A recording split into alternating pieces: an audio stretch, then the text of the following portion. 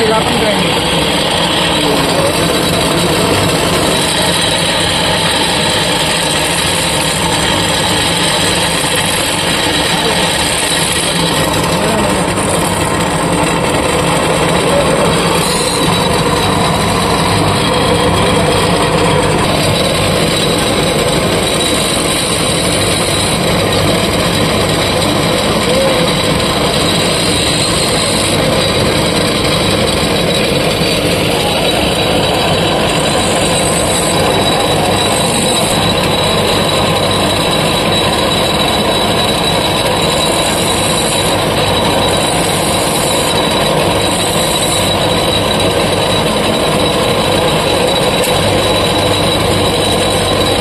तर याला कोणतं चक म्हणतात? फोर्जा चकचं दुसरं नाव इंडिपेंडंट चक. का बरं इंडिपेंडंट चक म्हणतात? स्वतंत्रपणे मूव्ह होतात वरखाली. ओके. तर याचं ट्रू करताना सगळ्यात आधी काय करायचं आपण?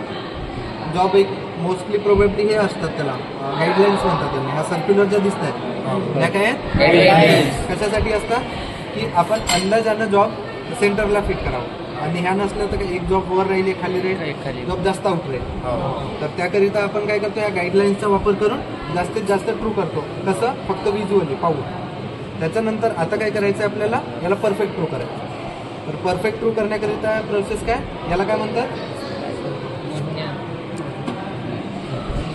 Senior surface gauge. ओके. किंवा मार्किंग ब्लॉक. त्याचं दुसरं नाव काय? Marking block. सरफेस गेज किंवा मार्किंग ब्लॉक. तर याला ठेवायचं इथं. ओके. याच्यापेक्षा ॲक्युरेट जर ॲडजस्ट करायचं म्हणजे ट्रू करायचं असलं तर त्यावेळेस आपण वापरतो dial test indicator. Dial test indicator. तो डायल टेस्ट इंडिकेटरचा प्लंजर याच्यावर टच करतो, तो डिफ्लेक्शन दाखवतो आपल्याला. तर आता आपण कशाने करू? Surface gauge. ओके. तर याला ट्रू करायची सर्वात पहिली प्रोसेस आहे की याला व्हिज्युअली चेक करायचं.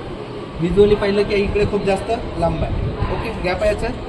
जिथं गॅप आहे त्या जॉला काय करायचं? ढिला करायचं. आणि मग अपोजिट जॉला टाईट करायचं. ओके. परत चेक करायचं. इथं जास्त दिसतंय थोडं, इथं कमी आहे. याला परत थोडं ढिलं आणि याला टाईट. ओके. याला थोडं अजून ठोकायचं. आता बघा क्लोज आला एकदम. आता थोडी गॅप इथं आहे. याला परत थोडं ढिलं. ऑलरेडी ढिलं आहे. याला थोडं टाईट. परत याच्यानंतर याच्यामध्ये गॅप आहे. याला थोडं ढिलं, याला थोडं बंद करून दिलेली. झाला ड्रिल चक मोठ्या साईजचा आहे. ओके. याच्यात हे 3 जो असतात परत, आणि याच्यात आतमध्ये जसं आपला हा चक आहे तशासारखी असते स्क्रॉल प्लेट. काय असते? Scroll plate. आणि जसं आपण इथं जॉनी फिरवतो, पण इथं हे दोन्ही जॉ एक दुसऱ्याला फिरवून काय होतात? हे तिन्ही जॉ वर खाली करता येतात. ओके. हे दिसतंय तुम्हाला? जवळ येत आहे द्या. ड्रिल आता हा आहे. हा काय आहे? Centre drill. सेंटर ड्रिल आणि साध्या ड्रिलमध्ये फरक काय? याला स्ट्रेट शँक असते तर असते, परंतु ही काय असते? टेपर पण असते. Taper point. आणि सेंटर ड्रिल करण्याचा उद्देश काय असतो? मोस्टली एकतर ड्रिलिंग करण्याकरिता जॉबमध्ये पूर्ण, किंवा जॉब बिटवीन सेंटर पकडण्याकरिता लाईव्ह सेंटर आणि डेड सेंटरला फिक्स करण्याकरिता. ओके. ते आपण पुढं पाहू. आता काय करणार आहोत आपण? Center dead.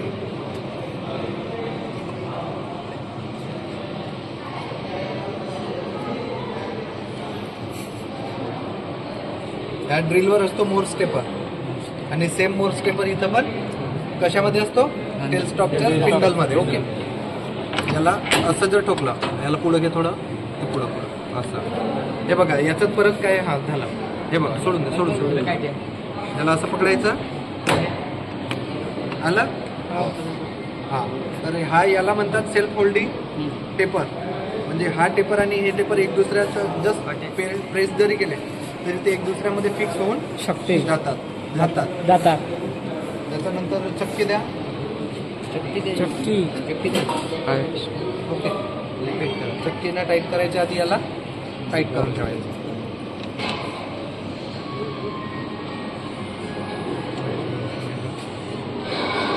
दिसतंय का? हे दिसतंय? ओके.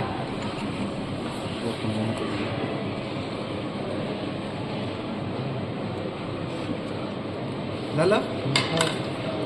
डॉक्टर झाला, हे झालं, हे खोललं काय? याला पुढं घ्या. आधी याला सगळ्यात मागे घेऊन घ्यायचं. ओके, मागे घ्या आता त्याला. ठोकायला इकडे. ठोकायला जास्त बंद ड्रिल. आता आपण काय म्हणतो? No tension.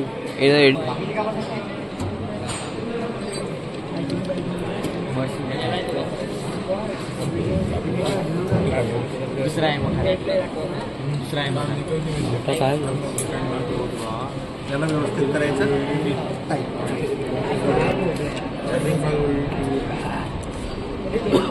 चांगला चांगला हाताला झालं झालं झालं. जास्त काढलं तरी ऑटोमॅटिक बाहेर नाही. घडून ठीक आहे. नाही जास्त नको नको रे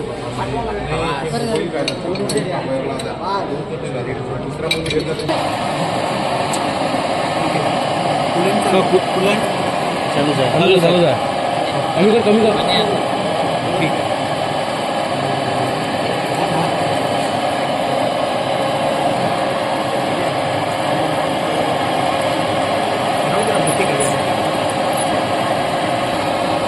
आता मला सांगा, आपण सेंट्रल ड्रिल का बरं मारला? जॉबचा सेंटर डिसाईड करा.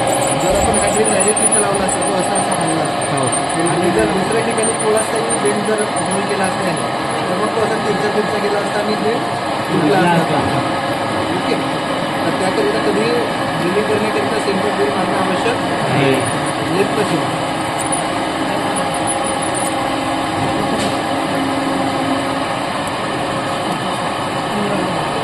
मी येतो.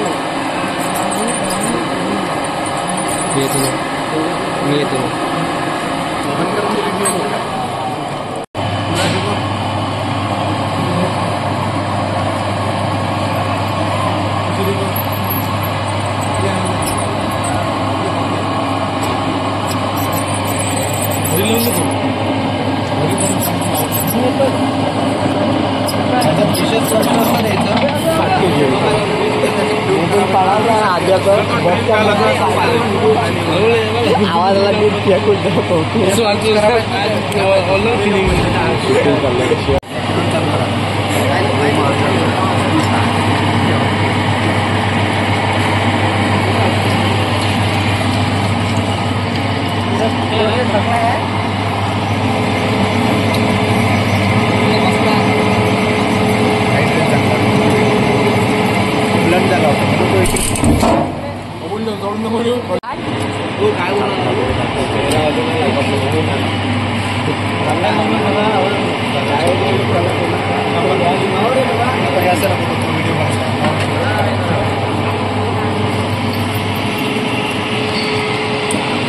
जान जा जान नहीं जान